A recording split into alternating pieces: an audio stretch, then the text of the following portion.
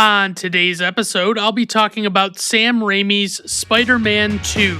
If you're looking for a man with no plans or programs, and he always leaves a chance to hold hands for romance. Are you looking for the Luke with an old man, a cold hands? It's a creature of the night who heads for his spotlight. I'm here to welcome you to Brandon at Random Reviews. No method when I choose. It's Brandon at Random Reviews. Yeah.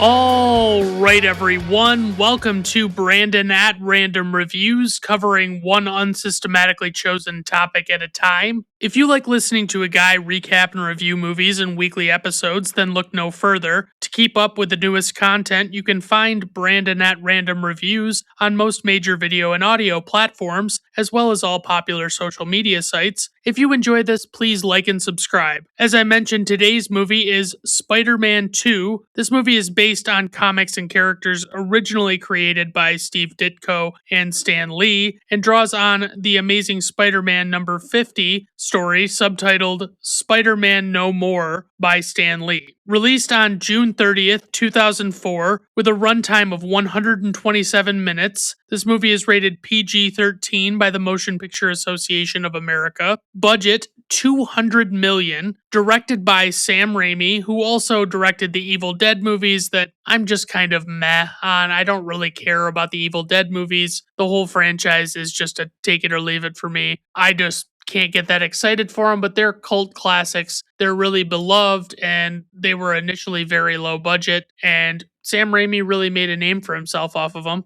He also directed a movie called Darkman with Liam Neeson, which is a superhero story that is not based on a comic book, and I think I started that one and never actually finished it, but I didn't think it was particularly great. And he also directed The Quick and the Dead with Sharon Stone and a young Leonardo DiCaprio, and there's a lot of good people in that movie, and I still haven't gotten around to seeing it. I've heard mixed things, but I feel like I've almost got to check it out. For the writers, this movie went through a ton of draftings and whatnot, basically just rewrites and whatnot. So I want to make sure that I cover all of these accurately. So Alfred Goff and Miles Miller wrote the initial workup of this script, this draft, and they also wrote Shanghai Noon, which I actually never saw, but I'm not opposed to seeing. It's got Jackie Chan and Owen Wilson in it, and it seems like it could be a pretty enjoyable movie. It was kind of capitalizing on the success of the Rush Hour, I think the first movie. I don't know if the second one had come out by the time that came out. They also wrote on Smallville,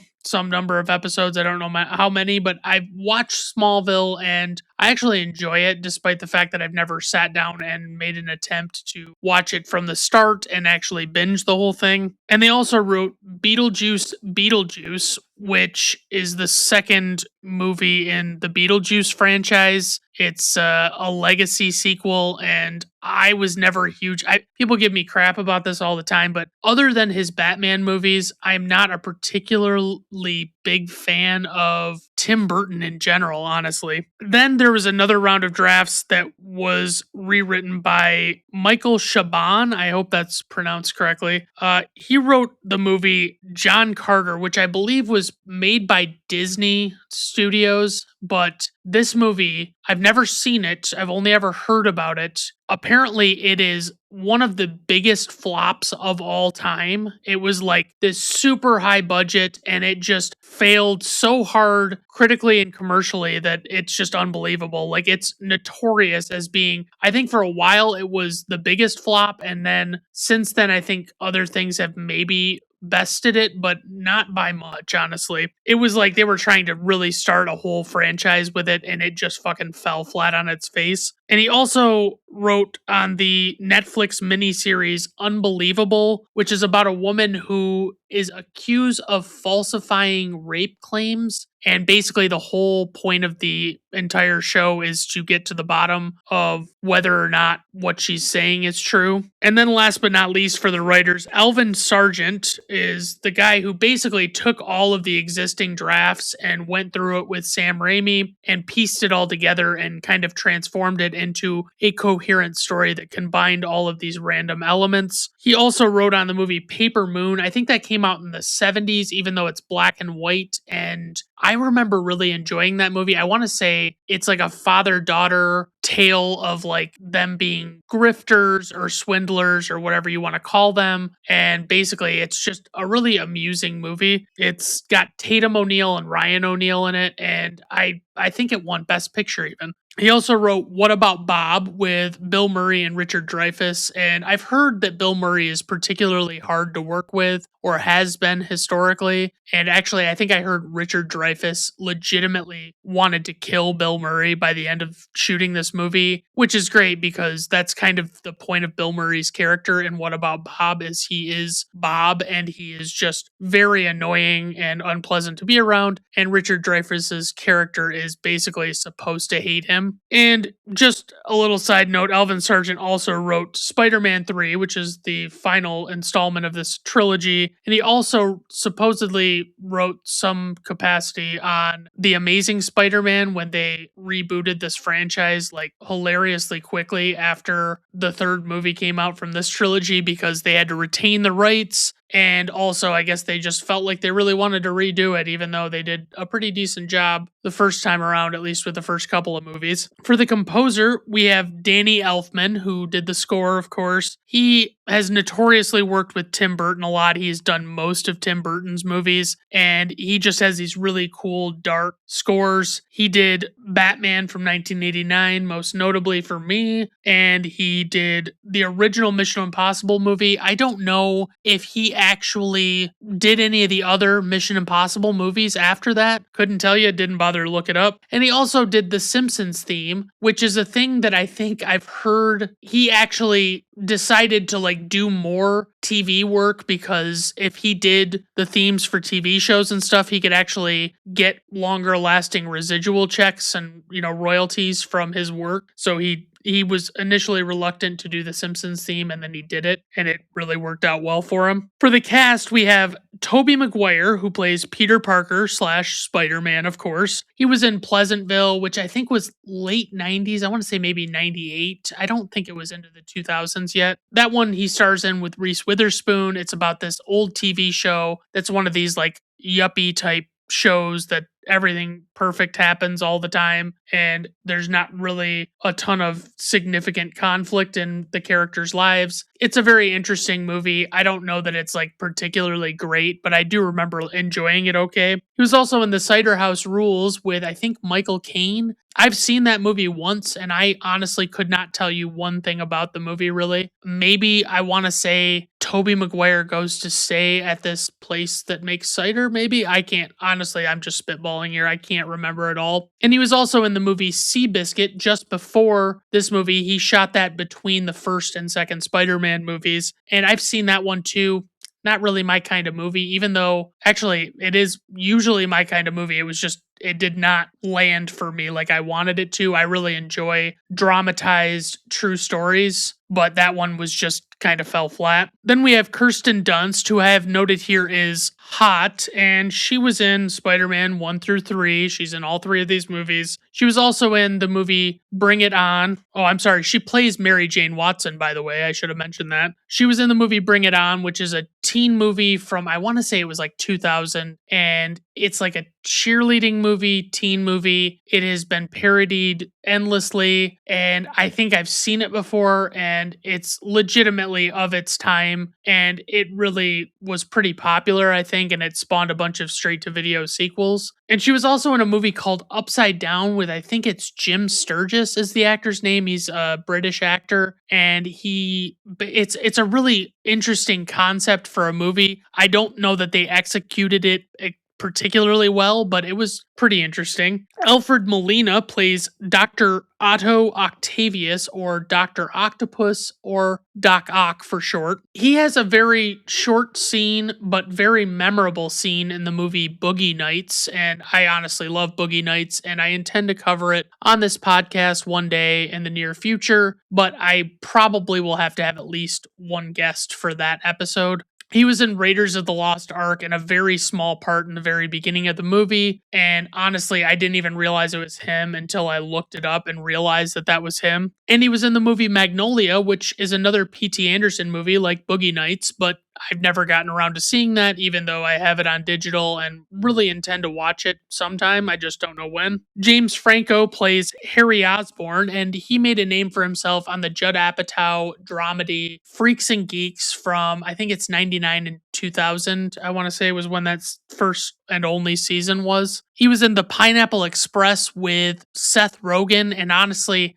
I was never a big enough stoner to have ever enjoyed that movie as well as the people who enjoy it do. I get so fucking tired of the drug shit, especially, like, I've said this before, but like, Seth Rogen loves to do the trope of like, oh, this person took drugs and they didn't realize it, or this person took far more drugs than they realized and they're having a bad experience with it. And that's like his biggest shtick in comedy, is doing that trope over and over again, and it's so annoying. I still like Seth Rogen, I hate that trope now. And James Franco is also in 127 Hours, which is a true story about a man who is out hiking in the desert and falls into a crevasse, and his arm ends up getting trapped in the rock formation. And it's a very exciting and tense story. I've seen it once, and probably that's all you really need to see it. I would not recommend going out and buying 127 Hours, because it's just not a movie that you need to go back and rewatch multiple times. Like, you get the gist of it the first time through. Rosemary Harris plays Aunt May, who is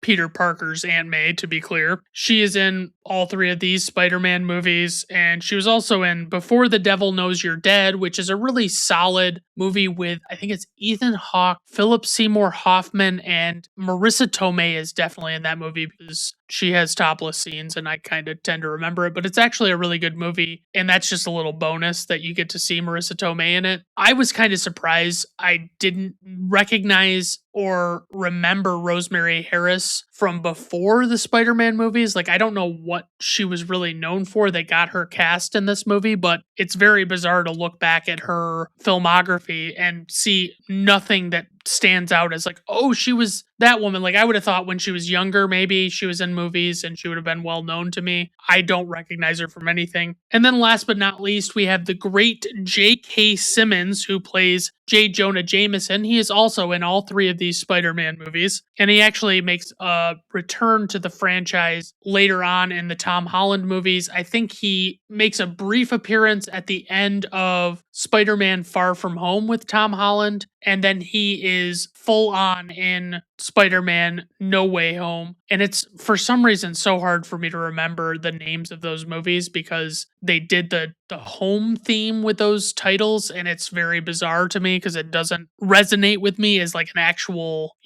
memorable title. He was also in Whiplash, which is a great fucking movie. Honestly, probably his crowning achievement. It's like he was made for the role he plays in that movie. He's fucking perfect in it. He is this overbearing music teacher who really lays into Miles Teller's character. And honestly, I don't know that anyone could have done the movie as well as he did it and had the amount of different aspects of the character captured like he did. Miles Teller, honestly, I love Miles Teller, but it could have been anybody that got cast in that movie. I don't think it would have been that hard to pull off that part. He was also in a movie called Juno, which is about a teenage girl who gets pregnant and wants to give up her child for adoption, and I saw that movie in theaters. Don't really need to go back and revisit it ever, but enough is enough. It's not my kind of movie, and it's overly deliberately emotional for no more than it really is. I don't really think it's worth getting that worked up about. And last but not least, he was also in La La Land, which is a movie I've seen, but I probably am guilty of not fully paying attention to it because generally that is not the kind of movie that I go for, but I love Ryan Gosling Gosling and Emma Stone. So I thought, oh, well, I got to check this out because they're both in this. And it it was nominated for Best Picture, I think. I think this is the one that they announced the wrong winner at the Oscars. And by the way, the Oscars are just terrible.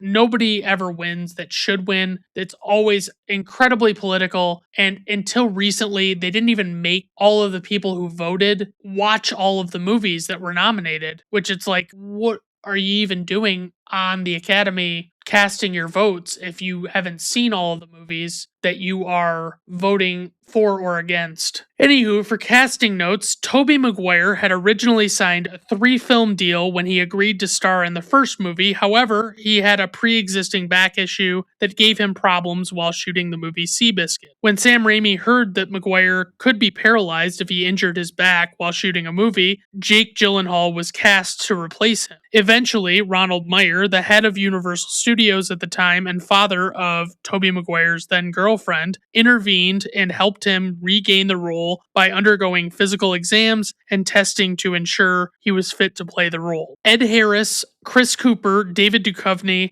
and Christopher Walken were all considered for the role of Doc Ock. Alfred Molina was a fan of Marvel Comics before he was ultimately cast in this role, but he was not familiar with the Doc Ock character per se. And I do find it funny because they very much did not make a great effort to adhere too much to the comics with this character, because if I recall correctly, in the versions of the character I'm familiar with, which would be like the 90s Spider-Man animated series and the video games that spawned, as well as some of the comic books, I believe Otto Octavius is almost always a German guy, like a native German speaker, and he has a really thick German accent. And I think that they just wanted to stay away from that aspect of the character when they adapted it for this film. And it was probably a good call, because if he had a German accent, it would have made the whole character feel really cartoonish, in my opinion, but it is what it is. For the plot synopsis, as Peter Parker struggles with balancing his personal life against his duties as a crime fighter, a new villain who he previously idolized surfaces. For the tagline, this summer, a man will face his destiny. A hero will be revealed. And that is just, I don't even know what that means. Like, what are you talking about? It doesn't even really apply to this movie that well at all. It's just so confusing. Like, I'm so glad that taglines have become less and less of a thing over time.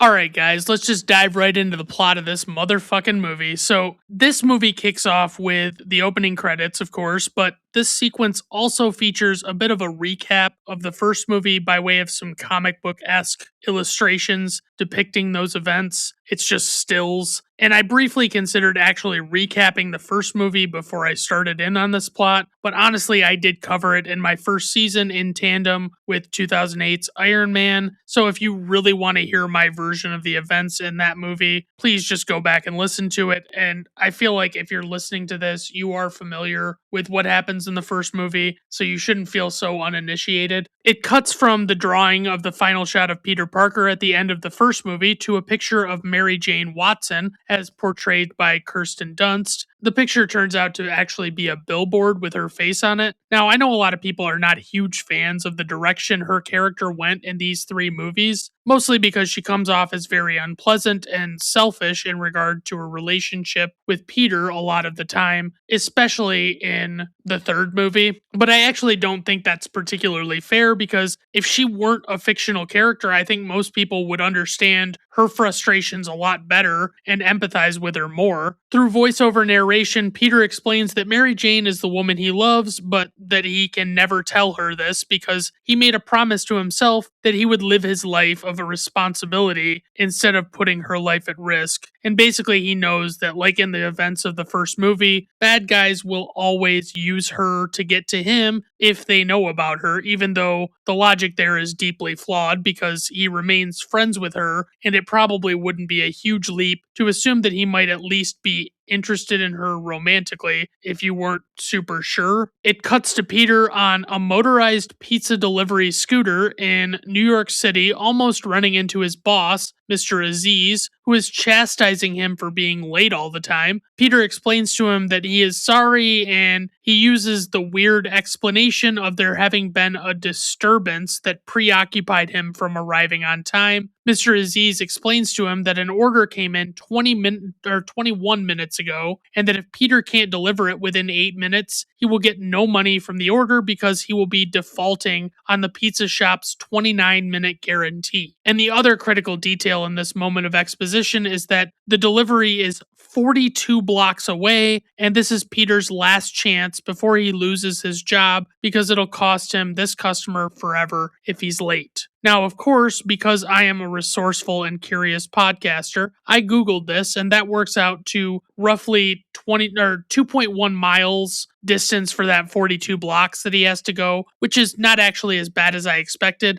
Mr. Aziz instructs Peter to get the fuck out of there and deliver it because there's no time to waste, and Peter is just kind of like standing there staring at him still when he should be leaving, and Peter just kind of heads out and leaves, and it's kind of a lost cause though, because you just know there's no fucking way he is going to make this. Eventually, he runs into enough traffic that he has problems navigating, and he disappears inside of a building or behind a building briefly, and then reemerges with the stack of pizzas in hand in his Spider-Man costume, and he's like swinging out, and he begins swinging through the air with the pizzas bound together by bungee cords, and an onlooker who watched the moment unfold looks on in amazement before wrongly assuming that Spider-Man just stole those pizzas from that pizza delivery guy. And that kind of sets the tone for this movie because a lot of the plot of this movie has to do with the public opinion of Spider-Man and how he's often viewed negatively by the general population, despite a few pro-Spider-Man individuals here and there. At one point, he has to swing through and save some kids from getting hit by a freight truck and also give them a little pep talk before he swings away again. While he was dealing with the kids, his pizzas had landed or he placed them on the railing of a balcony, and a man who was standing outside on the balcony noticed them. And then when it cuts back to this guy, Spider-Man swings back through to snag the pizzas again, but the guy had already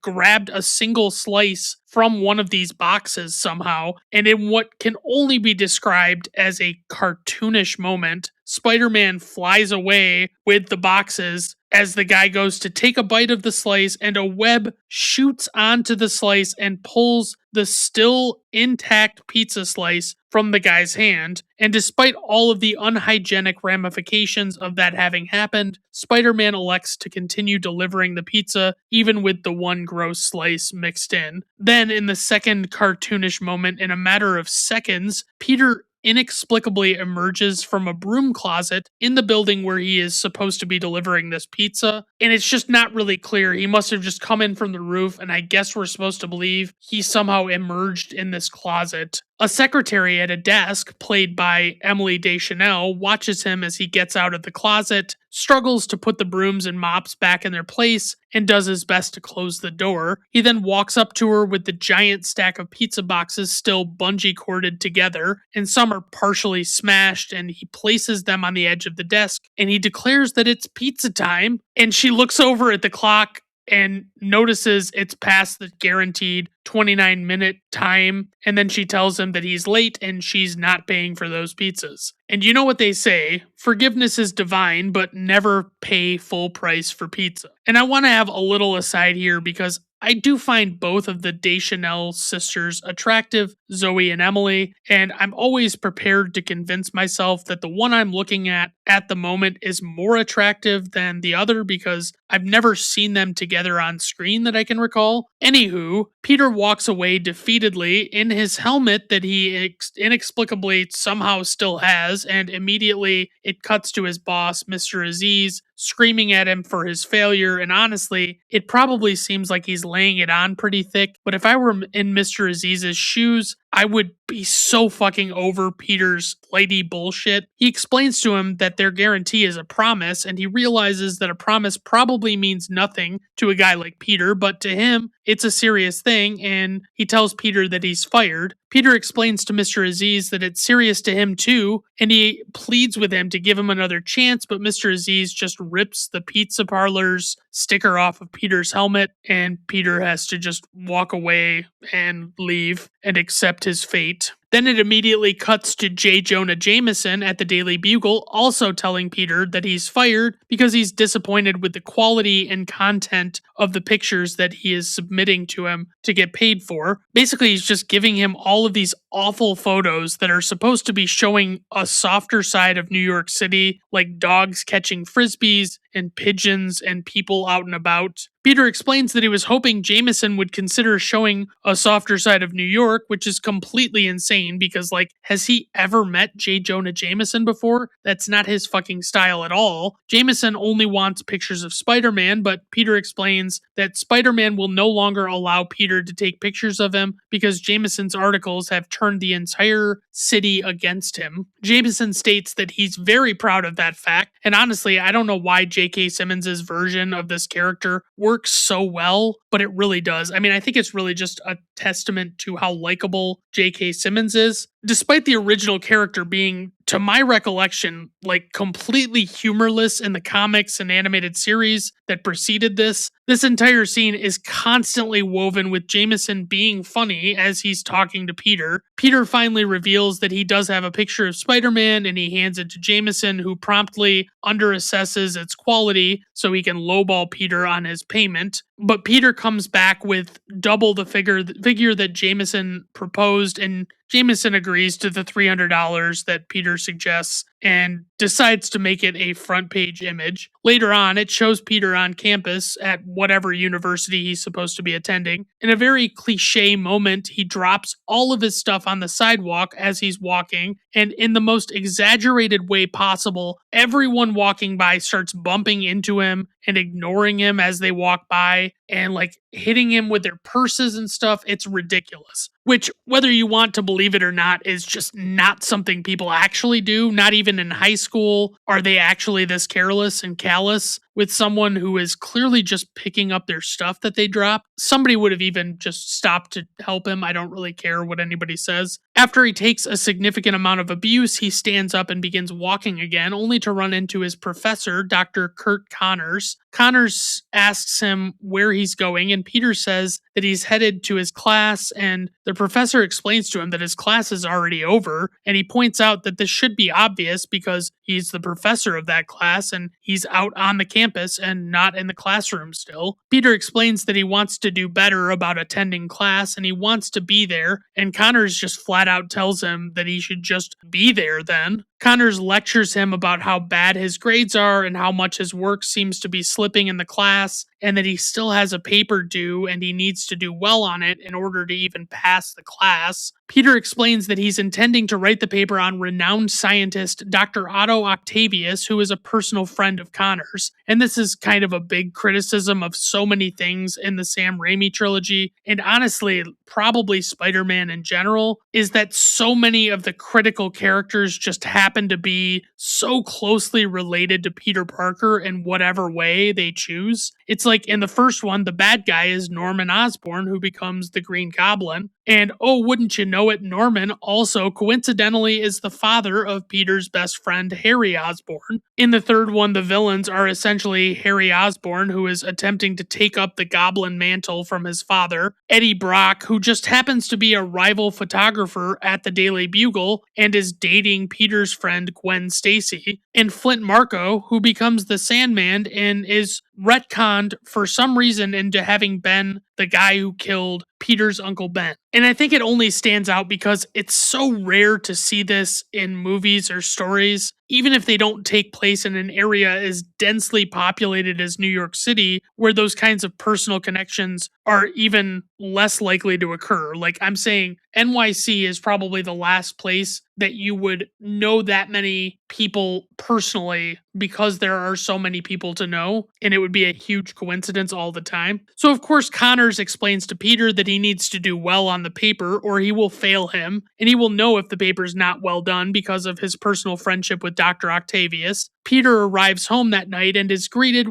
with a surprise party that is attended by Aunt May, Mary Jane, and Harry, and Peter asks what the occasion is, and Aunt May tells him that it's Peter's birthday because Peter is so busy all the time that he didn't even stop to notice it. Peter asks Mary Jane how her play is going, and Harry interjects to explain that she's brilliant in it, and she mentions that Harry sent her roses. Harry hassles Peter for not having returned his calls and then gets particularly critical as he suggests maybe he's been too busy taking pictures of Spider-Man, who, to be clear, Harry blames for the death of his father Norman because Harry doesn't realize what a psychopath Norman became before he died, and Norman made Peter swear to not tell Harry about what happened, even though it's like, why do you owe him that favor? Peter asks Harry about how things are going at Oscorp, and he explains that he has been working with, surprise, surprise, Dr. Otto Octavius on a breakthrough fusion project, who Harry knows is one of Peter's idols. Harry offers to introduce him to Octavius when Peter says that he's writing a paper on him, and as Mary Jane walks away to help Aunt May with her work in the kitchen, Harry insinuates to Peter that she's into him even though Peter says he doesn't have time for girls these days. I can't exactly remember how we left off in the first movie. I know the movie ends basically with Mary Jane expressing her desire to be with Peter at Norman's funeral, and he shoots her down. But I think it's somewhere near the end of the second act in that movie where Harry sees Peter and Mary Jane adoringly holding hands at the hospital, and he just basically puts it together and assumes that she loves Peter and is no longer interested in him, even though they're dating. And we don't actually see any official split up or anything. It's not actually fully addressed. So I want to say that Harry and Mary Jane are only at this party as friends of Peter's, and Harry again hassles Peter for taking pictures of Spider-Man, and also mentions that he's taking Oscorp to levels his father never would have dreamed of. Peter tells Harry that he really wants the two of them to be able to trust each other, but Harry holds Peter's feet to the fire by asking him if he would even tell him if he knew who Spider-Man was in real life. Of course, Peter's silence in response to Harry's question speaks volumes, and Harry stands up and just turns away frustrated. That night after the party, Peter sees his aunt sleeping at the kitchen table and notices a foreclosure notice next to her. He wakes her up and mentions to her that he saw the notice from the bank, and she just says that she's a little behind on payments, just like everybody else is. But she clearly doesn't want to talk about it, and then she tries to give Peter some money because she knows that he's in a bad situation financially, and she begins crying as she insists that he take it and not leave it there because she knows he needs it. As the tears stream down her cheeks, she explains to Peter that she misses his Uncle Ben very much. Of course, Peter still has never told her that his actions indirectly caused his uncle's death at that wrestling match in the first movie when he deliberately chose not to stop a robber who ultimately left the venue and killed Uncle Ben before stealing his car. Of course, from the audience's perspective, I'm always conflicted about this dilemma that Peter finds himself in here, because even though it's pretty natural that he at least partially blames himself for not doing the right thing with the robber, knowing that with his powers he would have had no trouble stopping the guy, it's also not like he called out to the robber as the robber was running away that his Uncle Ben is downstairs waiting for him and that his car would be a good one to steal, or like he suggested that if Uncle Ben didn't readily surrender the car to him, that he should just fucking murder him in the street. Because obviously the person to blame for Uncle Ben's death is primarily the robber, like he's the guy that did it. But secondarily, I would blame Uncle Ben, because honestly, if somebody is armed and you are not armed and they're attempting to steal your vehicle, you should just give the vehicle up to them with no resistance at all. Then of course you should immediately go and report it to the police as soon as possible, because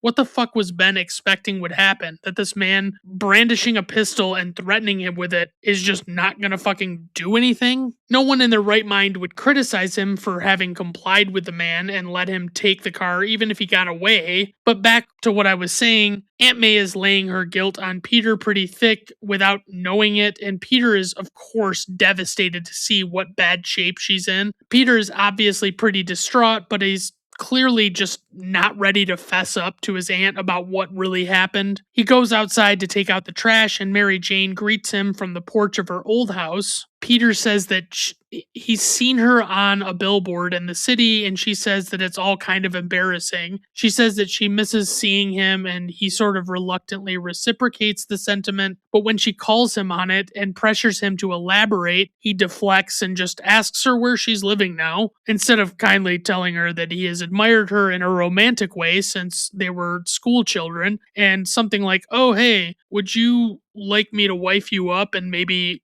have my babies sometime?" She knows he is clearly holding back feelings, and she really doesn't know why, and she just seems at a loss for words. She tells him that he's such a mystery and puts her hand on his face and then just tells him happy birthday and starts to walk away. Then she casually mentions that she's seeing someone now, and he asks her if she means like a boyfriend, and she just says, "Well, I like him," without really answering the question directly, even though it's like, yeah, of course she means a boyfriend. Who would say that they are involved with someone that they consider just a friend? And of course, in this moment, Peter has the world's worst poker face as he gets visibly upset to hear that Mary Jane might be involved with someone else. And it's like, bro, you don't get to be visibly upset about this to her if you are standing on principle and choosing not to profess your love to her because of your dual identities. Then he attempts to minimize her new relationship by suggesting that it might just be companionship, but she clarifies that it seems like it might be more than that. He tells her that he's going to go see her play the next night, and she reacts in disbelief and restrained optimism, and she tells him not to disappoint her, but you can bet your bottom dollar he's totally gonna. And honestly, the right move here is almost always not to get someone's hopes up if you know that there's a chance that you will not be able to follow through on what you're promising them. Like, for instance, if you're a manager and you've got a bunch of people working for you and you think that on the last day of the work week, you might want to let your employees go home early to get a head start on the weekend, maybe just keep that thought in the back of your head and just not tell them that that's a possibility, just in case it doesn't end up working out that way and something comes up. Then there's really no harm done, and they don't have to be pissed at you that you got them all worked up over nothing, because in reality, they had no expectation of it before, so it shouldn't really be a big deal. As Peter returns home to his apartment, he is stopped in the hall by his Russian landlord, Mr. Ditkovich, who happens to be an actor that I've seen in stuff, but I don't really know what. I just know his face. And the actor's name is Elya Baskin. Mr. Ditkovich calls him out for being late on rent again, and Peter says that he promises that he has a paycheck coming. The landlord responds by saying that if promises were crackers, his daughter would be fat, and it pans over to his daughter Ursula, who I honestly always had such a crush on when I was younger. She is this very petite blonde woman who is probably in her early 20s and clearly has a bit of a crush on Peter, despite Peter seemingly not having any interest in her. Peter explains to Mr. Ditkovich as he holds up a 20 that this is all he has to last him the rest of the week, and Mr. Ditkovich snatches the bill out of his hand. And yes, it certainly appears to be raining shit on our friend Peter Parker right now, as Ursula attempts to just say hi to him and then subsequently somehow causes a fire to start on the stove behind her. Peter goes inside his modest apartment and sits down on his bed, and the screen subsequently fades to black as Peter is clearly reflecting on what a dog shit life he is leading. The next morning, he wakes up and goes to use the communal bathroom to take a shower, and Mr. Ditkovich cuts in front of him and enters the bathroom. And then it cuts to the laboratory where Harry, taking on the role of young tech CEO douche, is boasting about how Dr. Otto Octavius is going to win the Nobel Prize thanks to funding from Oscorp. Octavius stands up and greets him and modestly assures him that his work is not about awards and money, and he asks Harry who his friend is. Harry introduces Peter to him and shakes his hand, Peter shakes Octavius's hand and explains to him that he's writing a paper on him. Octavius almost immediately tries to turn Peter away by saying he doesn't have time to talk to students right now, but Harry clearly just deliberately clears his throat, and Octavius changes his tone by saying that Oscorp pays the bills and that he guesses he just has to do whatever the fuck Harry wants him to do, basically. Harry leaves them to get acquainted while declaratively shouting Nobel Prize as he leaves. Octavius has a realization and remembers that Peter is Dr. Connors' student, his friend, and I just love this whole interaction because he's like, yeah, Connors says that you're brilliant, but he also says you're lazy. And just to watch the look on Peter's face as he's like, oh shit, I'm a genius. And then he immediately lets his face drop as he realizes he's actually got more of a reputation as a piece of shit. Octavius lectures Peter about the fact that being intelligent is not enough by itself, and that you must really work hard and use your genius to benefit all of mankind. In a desperate effort to squirm out of this awkward situation, Peter turns and asks Octavius if that's his fusion machine. And Octavius says that it is, and it's meant to create and sustain fusion, but you can tell he kind of wants to get back to telling Peter what a miserable failure he is, and, just how much of a piece of shit he's going to end up being. They begin talking about how the machine works, and Peter pieces together the philosophy behind it remarkably fast, which I'm actually very appreciative of because it's been like 15 minutes since we've seen Spider-Man, so I really like their willingness to pick up the pace here. So naturally, it's made pretty clear that the device generates a tremendous amount of energy, and I'm sure there's no way that could ever ultimately be incredibly dangerous in any way. Of course, it immediately cuts to Peter asking Octavius if he is sure about all of the inner workings of the device to clarify whether or not it could be dangerous. And Octavius dismissively says that it's his life's work and that he understands that even the slightest miscalculation could be catastrophic. Then he uses this interaction as an excuse to bring his wife into the conversation, and he proceeds to modestly compare himself with a number of famous inventors and creative types who are considered geniuses in their fields, before the conversation suddenly shifts to his wife asking Peter more about himself and asking if he has a girlfriend, and Peter just hesitates a bunch before saying, I don't know. And let me just clarify for you, Peter. As a guy who knows exactly what not having a girlfriend looks like, you absolutely do not have a fucking girlfriend. Octavius asks him how he could not know, which is probably the fairest question to ever ask anyone, given Peter's response, and his wife stops Otto and says not to badger him because maybe it's a secret love, and Octavius points out that love should never be kept a secret. Of course, I'm sitting here thinking there are probably many times where it's appropriate to keep love a secret. Like, for instance, if, the person you love is already in a happy relationship, or maybe one time you asked someone out and a friend told you the worst they could say was no, and then when you asked them out, they actually just said ew, which is so much worse than a no that it's hard to even put it into words. So now you only love from a distance, or maybe just it's important to realize that perhaps if you're a superhero and you're doing so to protect the person you love, that it might be reasonable to keep love a secret. But honestly, if Peter didn't want to be badgered about whether or not he had a girlfriend, maybe he shouldn't have given such a bullshit non-committal answer that would open him up to such badgering. Octavius and his wife discuss how they met, and it is legitimately the silliest thing. She explains that he was studying science and she was studying English literature, and he says he was trying to explain to her the theory of relativity, and she was trying to explain to him the works of T.S. Eliot. And it's like, hey, did these writers just pick the most obvious topics in each of those subjects and try and make it seem this generic? But the gist of Octavius's point is, according to him, the quickest way to a woman's heart is with poetry. I also do want to point out that Rosie Octavius, played by actress Donna Murphy, is aggressively attractive, and it's really nice how I can go back and visit these movies that I saw when I was young and find new attractive people that I didn't find attractive for. But we cut to the laundromat, and Peter has his clothes in the washer, and he's checked out a bunch of poetry books, I guess with the hopes of wooing Mary Jane with someone else's words. And also it's like, hey, plot, let's decide what the fuck's going on here. Either Peter is in love with Mary Jane, but he can't be with her because of his life as Spider-Man and all the danger that comes with it, or he loves her but he just doesn't know how to tell her or is just too intimidated. If it's the latter, then it should be represented that way all the time and consistently. And obviously, I don't really know. I can only go based on intuition, but it seems like reading or writing the woman you love poems, if she's just a crush and you're not together already, would probably not go over super well unless she happened to already be into you. So I'm just saying that you should really tread lightly with this idea. Peter opens up the washing machine and pulls out his Spider-Man costume, and he immediately stuffs it into a bag so he can conceal it, only to realize that he ruined all of his lighter colored clothes with the blue and red of his suit. And I still really don't know how people do this, because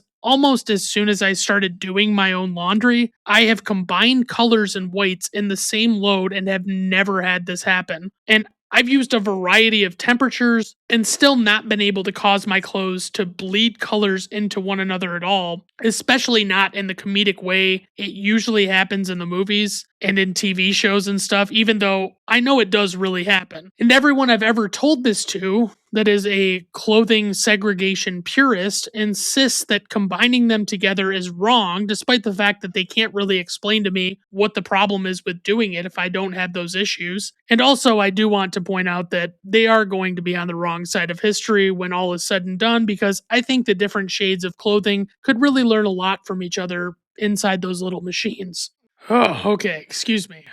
Peter goes home and gets dressed in his fancy pants suit, presumably getting ready to go to Mary Jane's play. He has this moment where he looks at the Spider-Man suit in his closet and the dress suit next to it before he ultimately picks the dress suit and grabs his ticket to the play, and he just heads out. It cuts backstage, and one of Mary Jane's co-stars points out that she seems a bit jittery tonight, and MJ merely says that you never know who might come. Peter stops by this stand and buys her flowers on the way, and as he hands the vendor the money, the vendor stops him and takes away like 90% of his flowers, leaving him with like 3 flowers. And man, it almost seems like Peter maybe should have figured out how much they cost before he just, attempted to buy it. As Peter makes his way down the street on his scooter, a car chase comes up behind him, and he has to jump off his scooter and do a big backflip to avoid being run over. Of course, Peter is now forced to act and chase after these bad guys who are very much getting away from the police, and he manages to use his webs to catch a police cruiser that is catapulted into the air and ends up saving a group of people who would have surely perished if the car landed on them. One of the people he saved sees the webs on the car and yells out, "Go, Spidey, go," as he flies away. And I do have to say that the effects in this movie are spectacularly well done, and I honestly will have to wait and see for sure, but it seems like there aren't any moments that are iffy from that standpoint in this movie, whereas in the first movie there are a few moments that were questionable and cartoonish looking with the CGI. As the bad guys begin to fire their guns at Spider-Man, he jumps on their car and pulls their guns out of their hands with his webs and subsequently leaves them dangling from a light post. It cuts to Mary Jane's play already in progress as she's doing a scene, and she looks out into the audience and sees a painfully obvious empty seat near the front that would belong to Peter, presumably. And it just seems like there was no way that Mary Jane got Peter a ticket to the show, because it sounded like he surprised her by saying he was going to come at all. So this is a very movie-ish moment where she looks at this empty seat, because I refuse to believe Peter would have had the budget or at least the forethought to have gotten a seat near the front like this. Obviously, I don't know what their cost structure is for the tickets, but I assume Peter would have had a hard time landing tickets that good either way, even if price was a flat rate. Peter finally pulls up in front of the venue in the bad guy's convertible and parks, and a cop immediately tells Peter that if he parks there, he will get towed. But of course, Peter just says, whatever, and walks inside, where the usher gives him a hard time about first his shoelace, then his tie. This usher is played by Bruce Campbell, who is the guy that starred in the Evil Dead movies that were also directed by Sam Raimi. Then as Peter attempts to enter the theater, the usher stops him again and informs him that after the doors are closed, he can't let him in because it's important to maintain the illusion for the audience. Peter explains that Mary Jane invited him to come see the show, and the usher points out that she probably didn't ask him to come late. Peter tries to plead with him to allow him to just go inside and he can stand in the back and not distract anybody. But the guy is not budging and I guess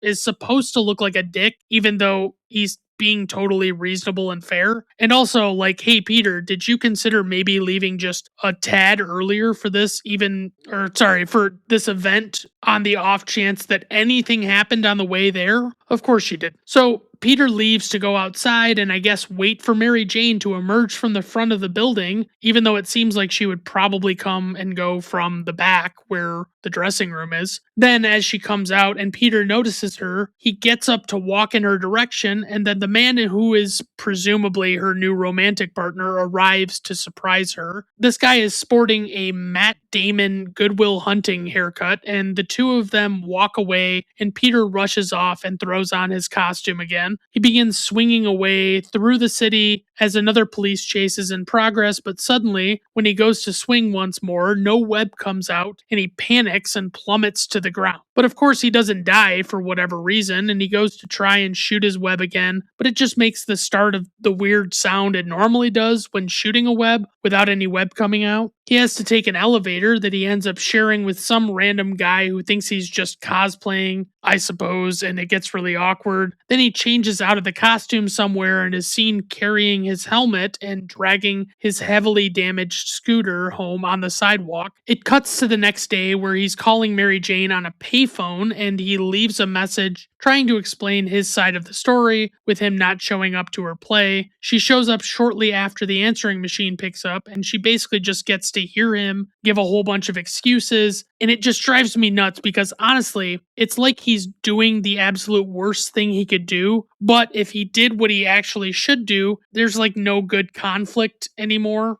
The money for his payphone call runs out, and the voice tells him through the payphone that he needs to deposit more money to keep the call going, but he doesn't have any more, so it just cuts off the call. Now, I don't really remember what the pricing was for the average call on a payphone, and I don't know how likely it is that this would have been a local call, but I would have preferred that this answering machine would have cut him off instead of having this whole bit where the payphone is asking for more money. Like, it would make more sense if the answering machine cut him off because he was going on, and then when he tried to call back, he didn't have any money left. Because I just don't buy that he's running out of time on that payphone call that quickly when he's just leaving a message. Like, even if it only gave you a minute, I don't think it made that far.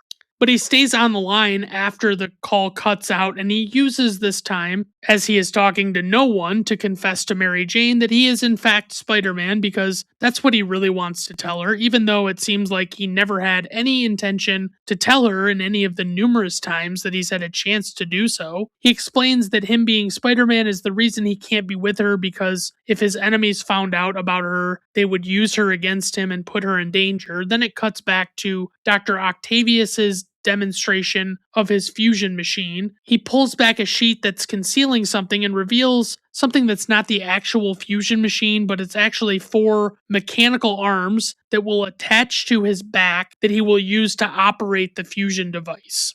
Octavius explains that these mechanical arms are impervious to heat and magnetism, so they're perfect for helping him initiate and stabilize the fusion. He stands with his back to the device, and the device inserts several needles into his spine as a way of attaching the device to his back and also allowing him to control the arms with his mind. Suddenly, the arms essentially come to life and leave the holsters that they were in, and the ends of the arms open up to reveal that they're actually 3-pronged claws. A woman in the audience, who I assume is a member of the press, asks Octavius how, if the arms are as advanced in artificial intelligence as he suggests, that they wouldn't ultimately take over despite him controlling them. And he explains that she's correct, and that's why he developed an inhibitor chip that allows him to maintain his higher brain functions and prevent that from happening. And he conveniently placed this chip at the top of the base of the arms behind his neck, where it could never be jeopardized in any way, I assume. So Octavius decides it's time to begin his demonstration of the fusion machine, using the arms to reach things that his human hands would not be able to safely touch or reach. He turns on the device and the reaction begins out as, or it begins, but as the energy builds within the reaction, it quickly spikes and seems to create an electromagnet reaction as all of the metallic objects in the room are drawn to the machine. He tries to explain that it's merely a temporary spike and that he can retain control, but Rosie quickly realizes that everyone in the room is in danger and she tells everyone to leave the room immediately. Octavius insists that he is still in control and that he can stabilize it with his arms, even when Harry tells him to shut the machine off. And suddenly, as Harry is standing there, a cabinet behind him begins magnetically pulling toward him, and Spider-Man appears and swings Harry out of the way and into safety. Harry promptly asserts to Spider-Man that this doesn't change anything, suggesting that he still hates Spider-Man, and Spider-Man just stares at him blankly in disbelief. And as Spider-Man comes to Octavius's view, Octavius asks him what he's doing, and he says he's going to pull the plug,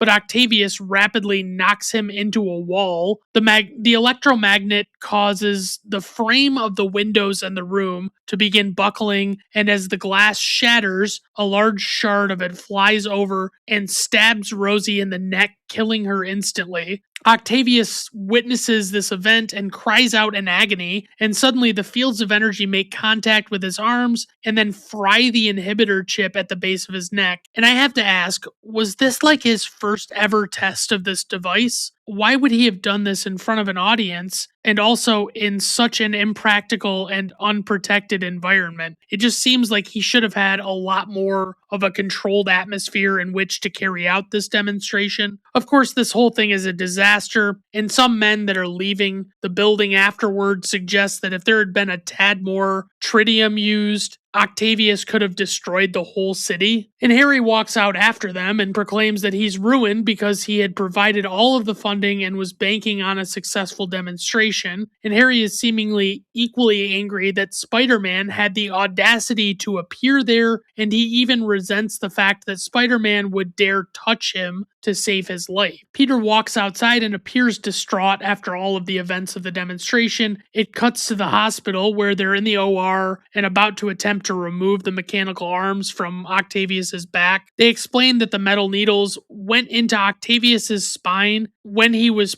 putting on the device, and they ended up fusing with his spinal cord. Like they welded themselves through this fusion to his spinal cord. As the doctor starts up his saw to cut the arms off, he notices one of the arms moves in the pulley that it's hanging from, but he resumes, and then he sees in the reflection of someone's glasses that this arm is coming for him, and it just promptly knocks him out. And legitimately within seconds, all hell breaks loose as all four arms begin attacking everyone in the room and destroying the entire operating room. It's pure chaos as the arms are picking up these doctors and throwing them all over the place and smashing them against things, and none of them can really do anything to save themselves. Oh, and in case I wasn't good enough about explaining this earlier, the fact that the inhibitor chip was destroyed during the demonstration has allowed the claws to basically take over Octavius's mind or something, is the implication. And even though the AI of the arms shouldn't have just been purely mean-spirited, they totally are. It's like the preconceived notion is that, oh, this AI, well, automatically, if he loses control, these AI mechanical arms are immediately going to want to do evil things. So basically now, Dr. Octavius is 100% supervillain level evil, and he does a Darth Vader style no before he breaks out of the hospital. It cuts back to the Daily Bugle, where Jameson is talking about the events of the demonstration and dubs Octavius Dr. Octopus, now that he technically has 8 limbs, and even remarks about how crazy the odds are that his name is Octavius and that this happened to him, which is a pretty good meta joke, actually. Then Peter shows up and Jameson chastises him for not having pictures of what happened at the fusion demonstration, but just as he goes to fire him, he unfires him because he needs him to attend this high society event where Jameson's son will be, and he wants him to take pictures there. Peter asks if Jameson could pay him in advance for the work, and we get one of the most used gifs where Jameson laughs hysterically at the suggestion, and he asks Peter if he's actually being serious. because obviously Jameson is not the kind of guy that would pay someone in advance for their work. Octavius goes into an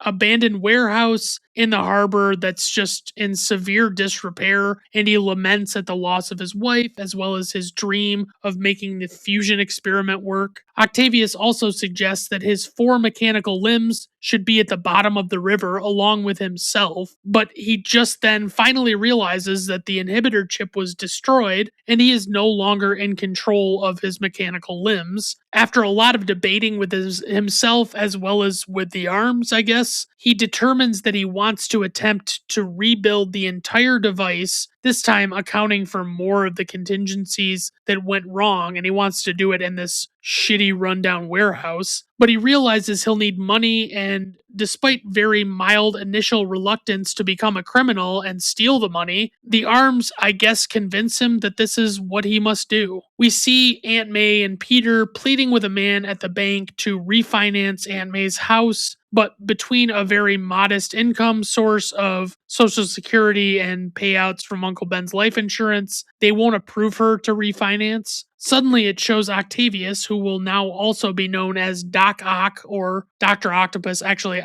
I want to be clear, I'm never going to call him Dr. Octopus because it's just so much longer and Doc Ock just sounds cooler. He uses his mechanical arms to rip the door off a bank vault out of a wall. And you might be thinking, my gosh, Brandon, this couldn't possibly be the exact same bank that we just saw Peter and Aunt May at, could it? And to that, I must say, of course, it's the exact same bank. And he even throws the vault door and almost hits the two of them while they are still seated at the desk where they just got denied refinancing. Peter rushes off to change into his costume, but Aunt May and the banker, of course, just assume that he's some cravenly coward fucking pussy who is just running away and leaving them there to fend for themselves. A few guards pull guns on Doc Ock and tell him to put up all of his arms, but he quickly knocks them all out and begins grabbing the bags of money from the bank vault. But then he hears Spider-Man coming and promptly begins throwing these heavy bags of coins at Spider-Man as he crawls around, and it seems like a pretty evenly matched back and forth they have going. Before you remember, of course, that Spider-Man is having trouble with his powers, and when he goes to shoot a web, it doesn't actually work. Doc Ock manages to get a hold of him and even begins using 2 of his claws to attempt to crush Spider-Man's skull, but with a dash of Deus Ex Machina, Spider-Man is able to shoot his webs again for some reason and grab 2 desks and fling them in the direction of Doc Ock. And if you don't know what Deus Ex Machina means, it's basically in the same family as a plot hole, but it's really more of a plot convenience. Like, it's not logically inaccurate to have happen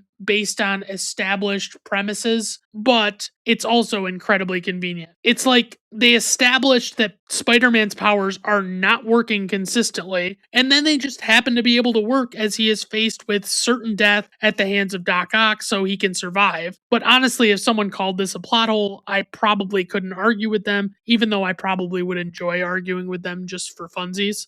Doc Ock goes to flee the bank, and the police show up and draw their guns, but he grabs Aunt May as a hostage and tells them not to follow him. He continues carrying her as he claws up a building until Spider-Man catches up and he stops in front of him, and Doc Ock teases at the idea of letting Spider-Man take Aunt May, but he almost immediately proceeds to just drop her, and she goes plummeting down toward the street, forcing Spider-Man to shoot his web to catch her before she hits the ground and perishes. And don't ask me why, but saying the word perishes instead of dies or gets killed sounds so amusing to me because I rarely ever hear anyone use the term perish, and it just delights me, and it just sounds so much more dramatic. Before Spider-Man can pull Aunt May all the way up, Doc Ock grabs him and begins smashing him into the walls of the building, which results in large pieces of debris falling down on the street below. And hey, even Stan Lee makes a cameo appearance to pull someone out of the way to prevent them them from being hit by the large pieces of debris and perishing. And suddenly, Aunt May just happens to be carrying her umbrella on this sunny, clear day so that she can use it to support herself and prevent her from falling.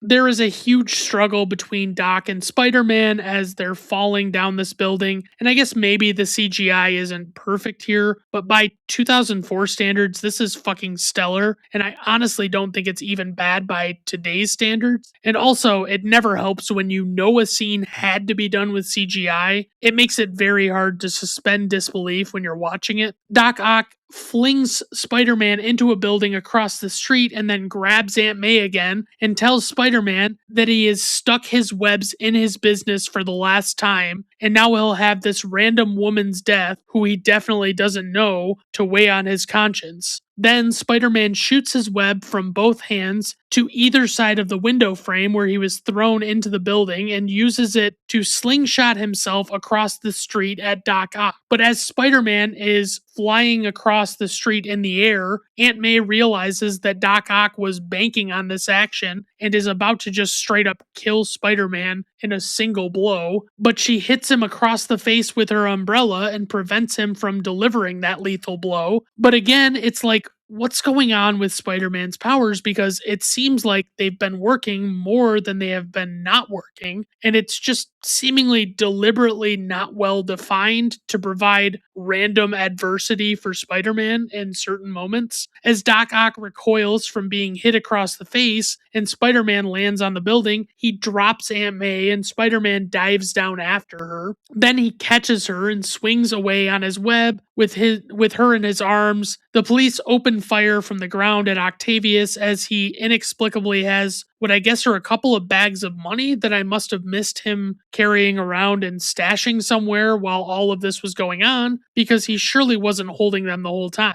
And it cuts to Spider-Man landing with Aunt May, and she proclaims that she sure has been wrong about him, because early in the movie, she kind of implied that she thought he was bad news, basically. And then as he tries to buddy up with her, he proclaims, "We sure showed him," and Aunt May immediately fires back with, "What do you mean, we?" And I'm like, Aunt May, were you suggesting that you single-handedly just took down Doc Ock just then? Girl, get serious, please. Is the implication of what you're saying that Spider-Man did absolutely nothing to help and that you and your umbrella were the only ones to thank? But as she says it, he just freezes and doesn't really know what to say back to her, and he just swings away. And I apologize, I've only seen this movie a few times, and obviously I watch a lot of movies, but I'm really hoping they eventually do a better job of explaining what's going on with Spider-Man's powers than they have so far. It cuts to later that night where Peter is at the high society event where he's supposed to be taking photographs for Jameson, and they're just really hammering home what a run of bad luck Peter is having as he reaches for an hors d'oeuvre and someone snatches the last one before he can get to it. Then he goes to take a couple's picture and he forgets to take the lens cap off his camera, and by the time he realizes that the lens cap was on, they've like already walked away. But conveniently, Harry is at the event too, attempting to drown his sorrows over his failed investment in Octavius's fusion machine. Peter comes by and tells him to take it easy, but Harry doesn't want to hear it and complains about the failed demonstration. Harry brings up Spider-Man, who he refers to as the Bug, and tells Peter that his crusade against the vigilante will not end until he gets his revenge on him. Suddenly, Jameson shows up and pulls Peter away to get him to take pictures of Jameson with his wife, and basically wants pictures of them with various popular figures like the mayor and stuff. The whole reason Jameson wanted Peter there taking pictures in the first place is because the entire event is seemingly centered around his son, John, who is an astronaut. And wouldn't you know it, as they introduce John, he comes walking down the stairs, and the smoke show redhead that he is walking with is none other than Mary Jane Watson, because he's the dude that she's been romantically involved with lately that we saw briefly outside of the theater with the Good Will Hunting haircut. And honestly, this is a major upgrade in every way for her, and I couldn't be happier for her. Plus, I think Peter would be way happier with Ursula. I know I sure as heck would be. Peter and MJ make eye contact with each other, and then later on, he approaches her when she is by herself When she turns and sees it's him, she's immediately irritated because honestly, anyone would be if they were in her shoes. And she tells him that she doesn't know him anymore. He tries to apologize to her and he even attempts to recite a poem to her. And gosh, would you believe it wasn't received super well by her? She basically lays into him because just thinking about him is so unpleasant for her now. She points out that her new boyfriend, John, has seen her play 5 times. Harry has seen it twice. Aunt May has seen it, and even her sick mother got out of bed to see it. But she explains that she can't count on her best friend to come to even one show and support her. And I'm kind of like, what is the bar for them being best friends? It doesn't seem fathomable based on what we've seen between the two of them in these 2 movies that could possibly be the nature of their friendship. But I mean, she was at his house for a surprise birthday party, so I guess we're accepting that as an established fact when she says it. Peter can't really refute what a piece of shit he's been, and Mary Jane basically just shuts him down and walks away as he just stands there with his mouth agape. Then as Peter walks away, Harry confronts him again and points out that he refused to turn Spider-Man in because Peter makes all of his money off of him. He says that Peter stole Mary Jane from him. He stole his father's love, which is pretty debatable, but I guess Harry seems pretty drunk and he's obviously just not in a good place. But he goes ahead and slaps Peter multiple times across the face in front of everybody before storming off. And just as he does, John Jameson comes over on a microphone and announces that Mary Jane has just agreed to marry him. And it's like, good for you, girl. You pulled an astronaut. The odds of that happening are steep enough to make even the most reckless gambler cringe. Peter stands there dumbfounded as he hears the news, and Jameson gives him a hard time for not immediately taking a picture. Then it cuts to Spider-Man rage swinging across the city until he goes to shoot his web and nothing comes out again, and he plummets down and falls in a puddle in an alley, and he's of course largely unharmed by this. He stands up and looks at his hands and attempts to shoot his webbing again, but it doesn't work, and he asks out loud why this is happening to him. Then he attempts to crawl up the wall before falling off almost immediately and falls back onto the ground. He sits up against a nearby dumpster and grabs a discarded newspaper, but as he attempts to read it, the print comes in and out of focus. And this was one of the big things in the first movie when he gets his powers, is that he was originally wearing these really strong prescription glasses, and then once he gets the powers, he doesn't need them anymore. But the morning after he got bit by the spider, he just suddenly could see very clearly, is essentially it. So he returns home to sit on his bed in frustration, and it cuts to Doc Ock trying to assemble his new fusion machine in the warehouse, which is much easier with the help of all of these mechanical arms. Peter goes to see the doctor, and the doctor says that he seems okay to him and that it must be in his head or something. And what has to be the silliest idea he could possibly follow through with, Peter explains to this doctor that in his dreams he is Spider-Man and is losing his powers, even though he clarifies he's totally not Spider-Man at all. And then he immediately attempts to backpedal and go so far as to say that this is happening actually in a friend's dream, really not even his, which is completely insane for reasons I don't really think I need to get into. And according to the comment section on YouTube for the video of this scene, there is an extended version of this in the doctor's office where it's heavily implied that the doctor does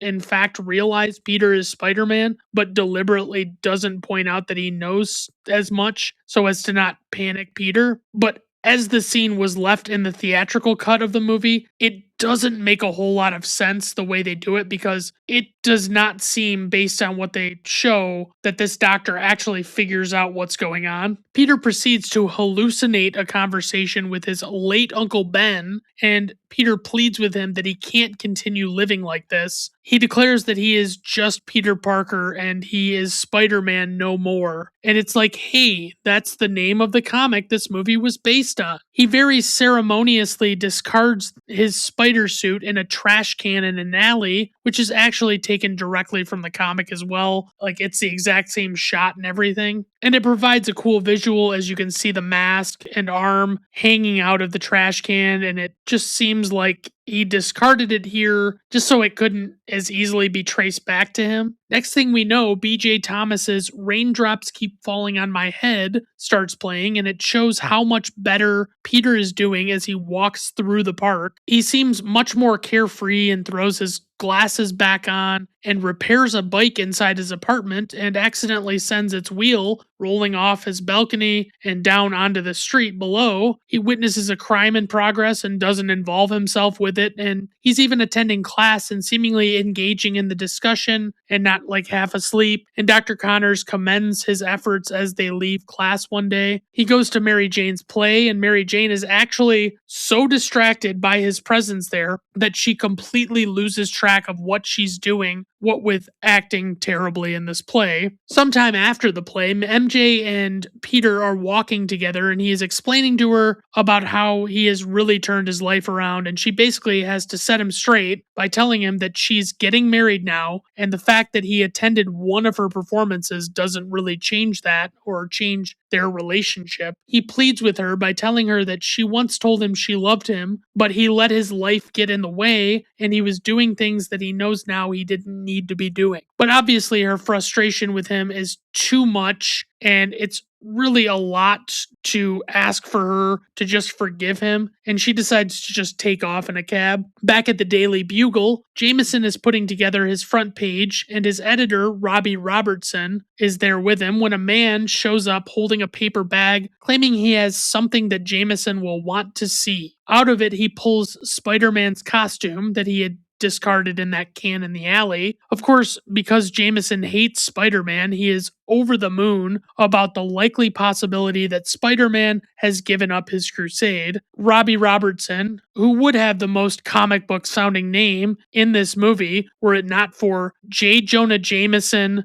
Dr. Otto Octavius, and Peter Parker, clutches the Spider-Man mask and looks distraught because Robbie is notoriously the guy closest to Jameson at the Bugle that frequently defends Spider-Man in his actions and tries to keep Jonah in check with his outlandish views of Spider-Man. It's even heavily implied that he either suspects Peter is Spider-Man or that he actually knows but won't blow Peter's cover. The news of Spider-Man's retirement hits the front page of the Bugle, and it cuts to Peter walking down the street, being carefree again. But when he looks over and sees a man being jumped in an alley, he realizes that he's having a twinge of regret about not intervening in situations like this anymore. Of course, he could just intervene as a person because, that's an option. She explains Aunt May and Peter go to visit Uncle Ben's grave and then return to her house where he reminds her that she doesn't have to punish herself for what happened to her husband. She explains that she still feels bad because that night that Ben died, Peter wanted to just take the subway, but Ben insisted on driving Peter himself, and she proclaimed that if she had insisted that Ben just let Peter take the subway, he might still be alive, even though Ben was seizing a chance to talk to his nephew, and she had no reason to think this was a bad idea, which is a classic case of what we call survivor's guilt, and it's really just a fallacy in this perception that if you could go back and change things and maybe have made different decisions, you could have prevented someone's death. But in reality, the shit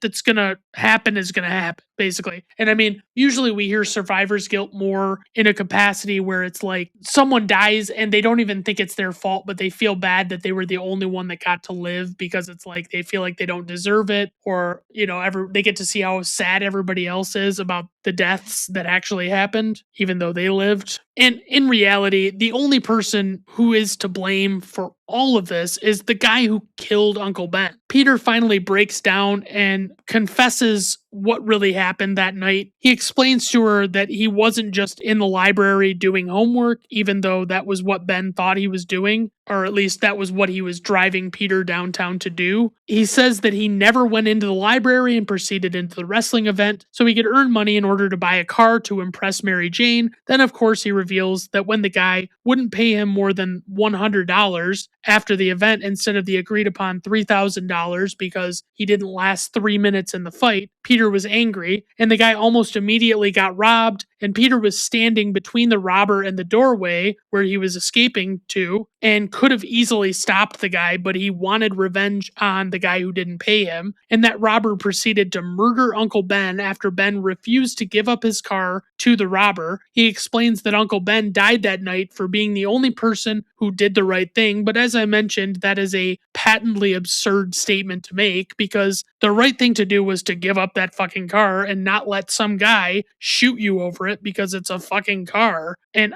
I'm willing to guess, based on the age of that car, it probably got like 8 miles to the gallon, and it probably would have ultimately been a better deal for him to fucking get a new vehicle, even though that one had been paid off for like 15 years, I'm sure. And I'm willing to guess just, oh, I'm sorry, I already said that. Aunt May becomes furious with Peter as he makes his tearful confession, and she storms out of the room in silence. It cuts back to Doc Ock assembling the new fusion machine in the warehouse. I guess you could probably call this a reactor, but I honestly don't know anywhere near enough about this stuff to say for sure, and Wikipedia's plot section calls it a machine only, so I'm going to stick with that because Wikipedia is the world's most trusted information source. Doc Ock declares that there is just one more little chore to be done, but he doesn't tell himself what that is because we get to be left in suspense about it. And it shows Harry angrily looking at clippings about Spider-Man, determined to figure out how he can find him. Suddenly, the Osborn butler, Bernard, comes and tells Harry that he's leaving for the night, and I don't know who the guy that plays him is friends with, but this guy is a legitimately awful actor. He pointed out to Harry that his father Norman only ever obsessed about his work before Harry callously dismisses him and ignores the sentiment. Basically, he's pointing out like his dad was just worried about the work stuff. He didn't like obsess over a person he wanted to kill or whatever, even though that's also not really true. After Bernard goes, Harry can hear his penthouse shaking, and suddenly Doc Ock appears, demanding that Harry provide him with tritium to complete the new fusion machine. Although Harry initially declines, Octavius uses one of his mechanical arms to dangle Harry above the street, which is several floors below, and Harry finally relents and proclaims that he will give him the tritium if Doc Ock will kill Spider-Man for him. And there are a couple of points of contention I have about this, and I do want to stress that I actually do really enjoy this movie overall, but I can just be a bit of a stickler as I'm watching things, so don't take any of this too much to heart. But Harry is in no position to negotiate with Doc Ock in this situation, because Doc could legitimately just respond with, like, when Harry gives this proposition, he could just respond by saying, or how about I just fucking kill you? Because Octavius could have straight up just gone to Oscorp and stolen the tritium himself, but he didn't do that, so this part of the plot could come into play. But Harry reconsiders his proposition and suggests that he would rather have Spider-Man brought to him alive for some reason. But of course, Doc agrees with his terms because he already kind of hated Spider-Man anyway, so this is honestly a win-win-win situation. Harry wins because Octavius will find Spider-Man for him. Octavius will win because he gets his tritium and he gets to remove Spider-Man from being disruptive, and the audience wins by watching the plot progress in an interesting way. Octavius asks Harry where he might be able to find Spider-Man, and Harry tells him that Peter Parker is the key because he takes pictures of Spider-Man all the time. Harry very lackadaisically calls out to Ock as Ock is heading off that he shouldn't harm Peter when he finds him. And I'm sure we can just bank on Octavius having heard that, even though he doesn't really say it loud enough and Octavius doesn't actually acknowledge it. It cuts to Peter, who encounters a building on fire, and he runs inside and faces great danger as he tries to find a screaming child trapped inside. When he finally finds her, it's quite the struggle for him to get her out safely,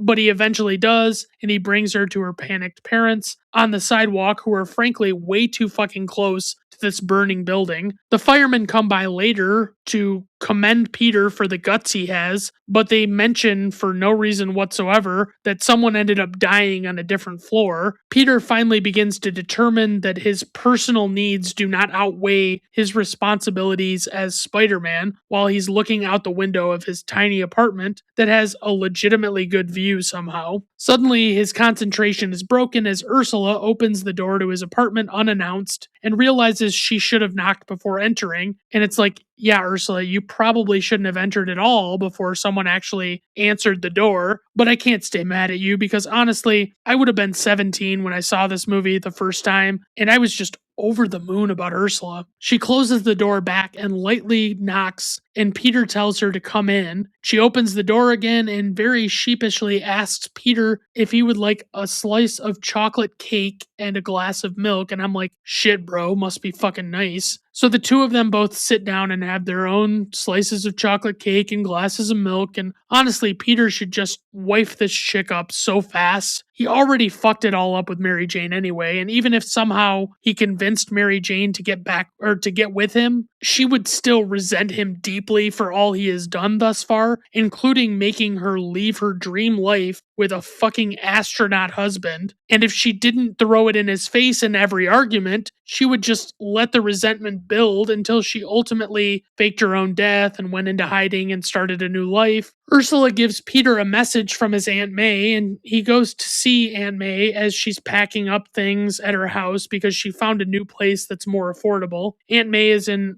a very forgiving mood and tells Peter that it's water under the bridge regarding their last interaction, and she tells him that it was very brave of him to confess such a thing to her because she's sure it was difficult for him, and he knew that she wouldn't like to hear about it. The neighbor boy Henry, who is helping Aunt May pack things up and get them loaded into a truck that she is also aggressively underpaying for his underage work, by the way, stops Peter and asks him if he really takes pictures of Spider-Man for the newspaper, and Peter says that he used to. Henry asks where Spider-Man is now, and Aunt May points out that the two of them agree that they don't see Spider-Man in the paper anymore, and it's like, yeah, they ran a story about how he quit. Peter explains that Spider-Man quit and he wanted to try other things, but Henry asks if Spider-Man will be back, and Peter just says he doesn't know. May explains to Peter that Henry knows a hero when he sees one, and kids need heroes to set an example for them that will show them they need to do the right thing. For someone who very much does not seem to know that Peter is Spider-Man, she lays this whole speech on him pretty fucking thick, as if she did know Peter was Spider-Man. And of course, it's more than enough to convince him that he probably needs to return to his life as Spider-Man and keep doing good. Peter finds a random city rooftop where legitimately anyone could see him and make out a lot of identifying characteristics about him, and he declares that he needs to strongly focus. And I want to point out something. I like Danny Elfman's theme song / score for this movie, but I do think it doesn't fit the tone of the actual movie. It's like it's way too dark seeming, and that's kind of Danny Elfman's style. And the movie itself is just not particularly bright or particularly dark. It's one of the brighter superhero movies I've ever seen. So Peter tries to get himself to focus, and he charges toward the edge of this building and proceeds to jump off it and declares that he is back as he leaps in the air, but he gets about halfway to the next building before he realizes he doesn't actually have the momentum to make it, and he falls and has to catch himself on a clothesline. Then he immediately plummets down and hits a couple of parked cars and cries out about his back, but also basically he just walks away completely unharmed otherwise. And like, honestly, I'm not exaggerating. This fall would have killed him without question, but I don't really know what I'm supposed to believe about Spider-Man's powers. Like, he's not invulnerable, but it does seem like he can really take a beating. It cuts to Mary Jane and her fiance at one of their apartments, and John is asking her why she isn't inviting her photographer friend, and MJ just declares that she doesn't want to invite Peter because he's a jerk, and John proclaims that a lot of people are jerks. And then she decides she wants to recreate her and Spider-Man's infamous upside-down kiss from the first movie by kissing John while he lays on the couch and has no idea what the fuck she's doing. And of course, there's just not the spark that she had with Spider-Man when she does it with John. And I'm like, girl, please do not leave this guy because of that. You will never emotionally recover from this if you do. Like, seriously, there is nothing wrong with this guy and he seems like a very nice man, but she opts to meet with Peter at a cafe, and he doesn't really know why the fuck she wants to meet with him. She tries to tell him that she didn't want to believe him when they talked after her play about how much he had changed, but he basically stops her mid-thought and tells her that he actually had more to say, and he may have been wrong when he was all optimistic, because obviously things have changed that he can't really explain, and he of course can't elaborate on that without revealing that he's Spider-Man. So with frustration in her eyes, Mary Jane asks him if he loves her or not, and he says he doesn't, even though he totally does, but he's just trying to protect her. She tells him to kiss her because she needs to know something and just wants one kiss from him, because I guess she'll know if he kisses the same way Spider-Man did 2 years ago. But just as he goes to lean in and kiss her, Peter's spider sense goes off and a car is being thrown at the window of the cafe that they're in, and he has to dive on her to prevent her from being killed. The two of them stand up and can hear a thudding noise, but they can't tell where it's coming from, and suddenly Doc Ock comes into view, and they do this really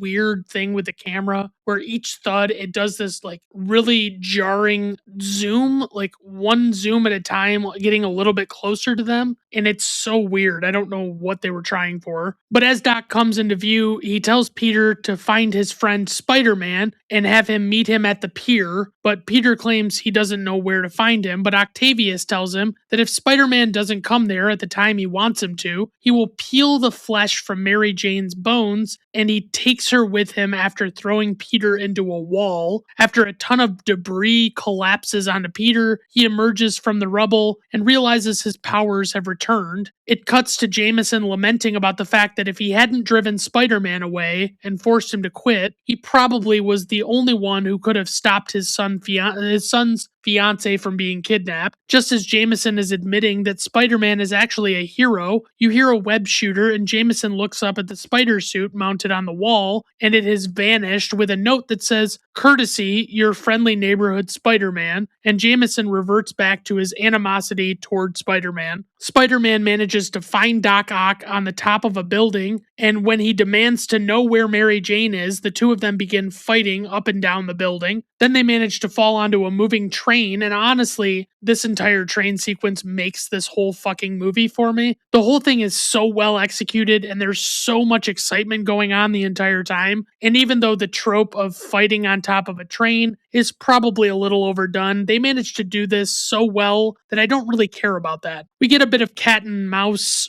back and forth between the two of them, and they fight each other as the train keeps moving, and there are a lot of close calls with them getting hit or almost getting hit. Doc moves to the front of the train and knocks out the conductor and forces the lever forward and jams it so the train is going full speed and they can't stop it. Spider-Man assesses the situation and looks forward and realizes that the train is nearing the end of the track, and he loses his mask at some point. Then he stands in front of the train and attempts to stop it by jamming his feet into the timbers or whatever they use for the tracks below, but it doesn't really work, and he begins shooting his webbing to either side, but it just breaks. And then he rights himself again and shoots several strands to either side, and it manages to hold long enough to allow him to stop the train just before it falls off the end of the track. Because of all the physical turmoil that this put him through, the passengers of the train pull him inside and lower him down onto the floor. One of them looks down at his maskless face and declares that he is just a kid, just a 36-year-old looking kid who appears to be no older than his own son. And it's like, yeah, he totally looks like he's just a kid. He doesn't look like he's 45. Suddenly, Peter's eyes open and everyone is looking down at him, and he remembers he doesn't have his mask on. The passengers assure him that it's okay and they won't tell anybody, and they hand him his mask and he basically just puts it on. And the kids say that it's good to have him back, and he stands up and Doc breaks back onto the train, and the passengers turn to Doc Ock and declare that if he wants Spider-Man, they'll have to go through them. And Doc just says, "Very well," and quickly dispatches all of them by moving them out of the way with his massive mechanical arms. And I don't know if this was a deliberate thing, but it almost has to be. There is a moment in the first Spider-Man, which came out the year after 9/11 happened. The movie was actually supposed to come out sooner than it actually did, but they had to re-edit it to remove footage of the Twin Towers and stuff that like featured the Twin Towers pretty prominently. Like he spins a web between the two of them and catches a helicopter in it or something. But there is this really corny moment in the first movie that they clearly added late where a group of New Yorkers at the climax of the movie start throwing things at Green Goblin as he's grappling with Spider-Man and declare that if Goblin is messing with Spider-Man, he's messing with New York, and that if he's messing with one of them, he's messing with all of them. And it's just really cheesy, and it was annoyingly heavy-handed as like a hurrah moment for solidarity in New York City. And it would be really great if they were intentionally calling back to that moment and diminishing it just a tad because it was a bit much. But Spider-Man basically just motions to the passengers to clear the way, and Doc promptly knocks him out and brings him back to Harry all tied up. Then Harry, of course, gives Doc Ock the tritium, and Doc leaves as Harry looks over at Spider-Man laying on the bed, or whatever. It's like one of those like therapy chairs, basically, where you lay in it. Harry grabs a decorative dagger from a nearby table that, frankly, every home should have if anyone resides there who hopes to enact vengeance on someone. He pulls off Spider-Man's mask and realizes that it's Peter, of course, but Peter quickly breaks out of his restraints and stands up and tells Harry that Octavius has Mary Jane and wants to know where he might have gone. Harry explains that he was only supposed to take the tritium. He wasn't supposed to do anything else, and Peter quickly realizes that Octavius is probably building another fusion machine. Harry tells Peter that he killed his father, and Peter explains to him that there are bigger things happening right now, and that if Octavius turns on the machine, it could destroy half of New York. It cuts to Octavius putting to use the tritium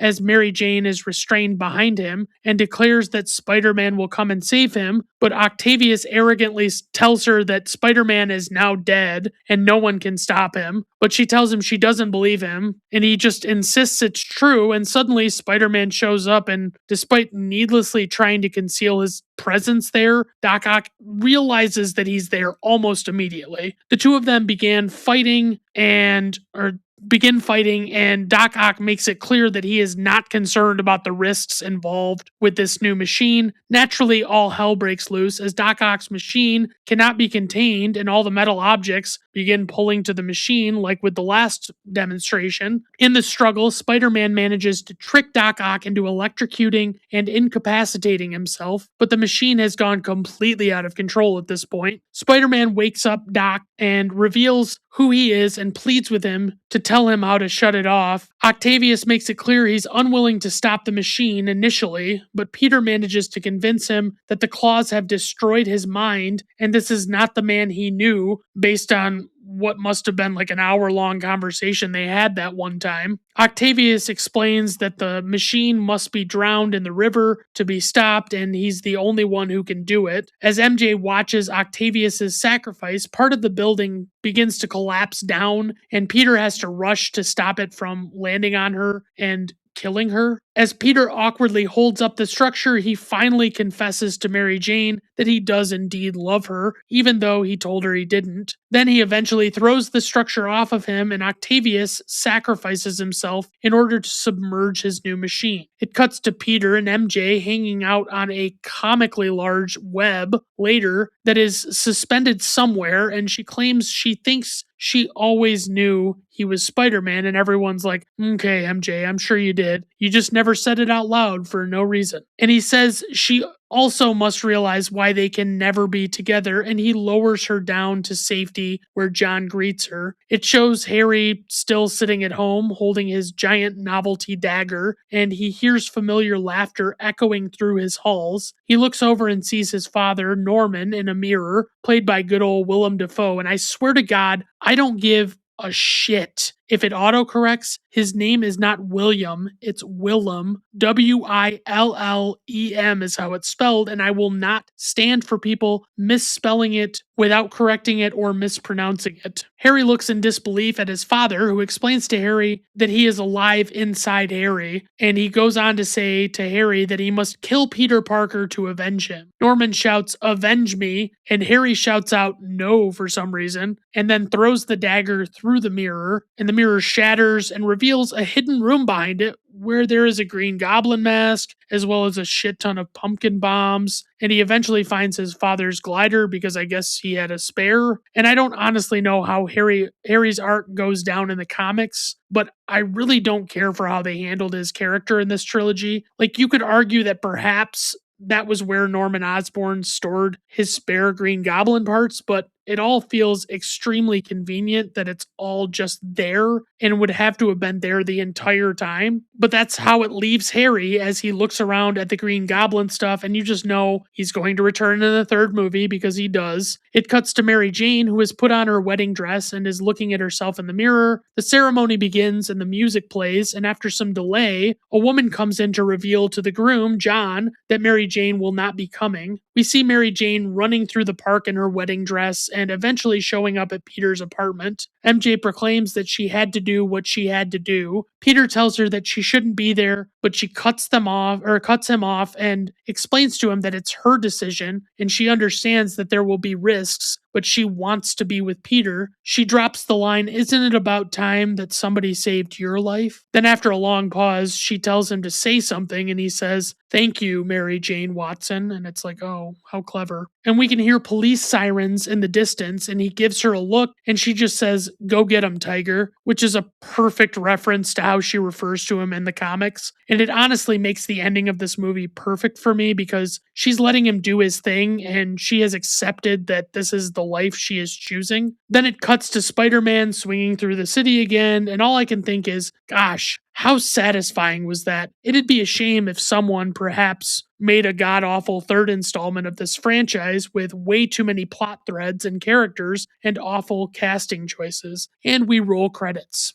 Alright, so trivia for this movie. The film was shot on over 100 sets and locations. The famous train fight scene was actually filmed in Chicago, not New York City. The train fight between Doc Ock and Spider-Man was the idea of director Sam Raimi and the first major sequence that was filmed. Filming was put on hiatus for 8 weeks so the crew could build the set of Doc Ock's lair and design it to include the collapsing effects. Sam Raimi claims he took inspiration from the 1980 film Superman 2 when he developed plot elements that included Peter's struggle with continuing on as Spider-Man. Doc Ock was selected as the villain for this movie because the director considered him a physical match for Spider-Man. He was a sympathetic figure for humanity, and he had frequently been considered as a potential villain in the first movie during the course of its 15-year development. If you look closely at Peter's apartment, If you look closely at Peter's apartment, you can see the picture he took of Mary Jane just before he was bitten by the genetically altered spider. It was supposed to represent the last moment of innocence in Peter's life before his life changed forever. At around 5 minutes in, Stan Lee originally filmed the cameo of the man who exclaims, "Whoa, he stole that guy's pizza." But because of problems with the shot, it was refilmed with Donnell Rawlings, and Lee was given a different cameo playing a pedestrian who pulls a woman out of the way of falling debris during a battle between Spider-Man and Doc Ock. At around 1 hour and 9 minutes in, when Jonah Jameson offers the scruffy man $50 for the Spider-Man costume he found, he replies, "I could get more for it on eBay." In 2001, 4 Spider-Man costumes were stolen from the set of the first Spider-Man movie. They were eventually recovered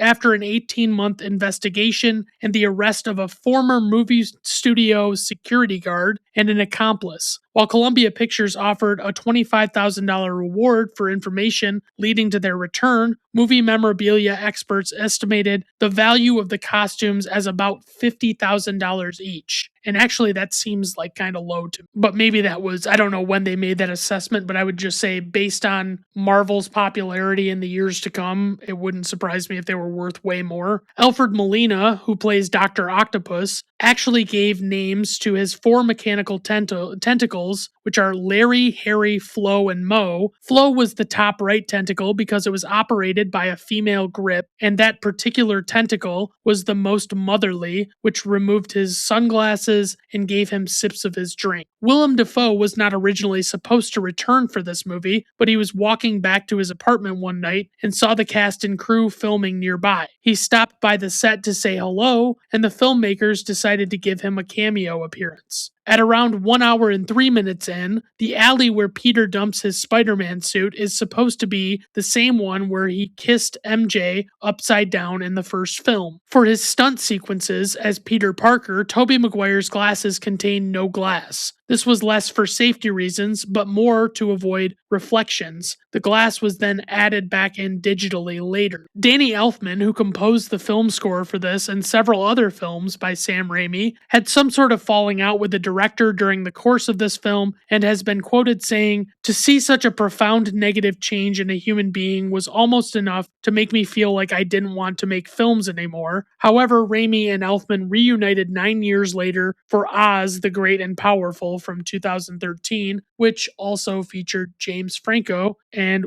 was, I assume, a dog shit movie. The movie was sent to cinemas under the name Spray Paint. I'm talking about Spider-Man 2 again, not still the Oz Great and Powerful movie. They sent it under the name Spray Paint to try and avoid the attention of pirates. Kirsten Dunst dyed her hair red for this film, as opposed to wearing a wig like in the first film. The original poster that shows a close-up shot of Spider-Man and Mary Jane had a visual error. On that poster, she is grabbing his shoulder, which would be anatomically impossible from her position. For the 2024 20th anniversary release, her arm was removed from the poster entirely. I've seen this and it's actually nowhere near as bad as they make it seem. Like, you don't even think about it. Like, that's the thing. And then for an IMDb nugget, near the end of the movie, Doc Ock, played by Alfred Molina, says, "I will not die a monster." Later, in Monsters University from 2013, he plays Professor Knight, a monster. And I'm like, hey guy, maybe just realize that sometimes you don't need to submit a trivia item if it's that stupid. All right, on to info and ratings. Opening weekend, 88.2 million. Worldwide gross, 785.4 million. IMDb rating 7.5. Letterboxd rating 3.9. Rotten Tomato critics score 93%. Rotten Tomato audience score 82%. Personal rating 5 out of 5 stars. I know you don't believe me, but it's really true. Praise for this movie. I really do love the effects and all of the action sequences throughout the film. I think it truly has a great comic book movie plot, and they managed to keep it exciting. This one is considered one of the all-time great comic book movies for a reason, and it doesn't go crazy with the higher stakes aspects that tend to get overblown in sequels, like when I was talking about Die Hard 2 last episode. Criticism, my only real major gripe, obviously I pointed out like issues, but not like major issues throughout the plot, but like the one thing I don't like is, although I wouldn't hold it against the movie itself, the loss of Spider-Man's powers was poorly defined and inconsistent. It seemed like he should have either lost his powers completely or just opted to step down from being Spider-Man, not both. All right, everyone. Thank you for stopping by. This was a long one. I do appreciate it. Have a good rest of your day. Bye now. I'm here to welcome you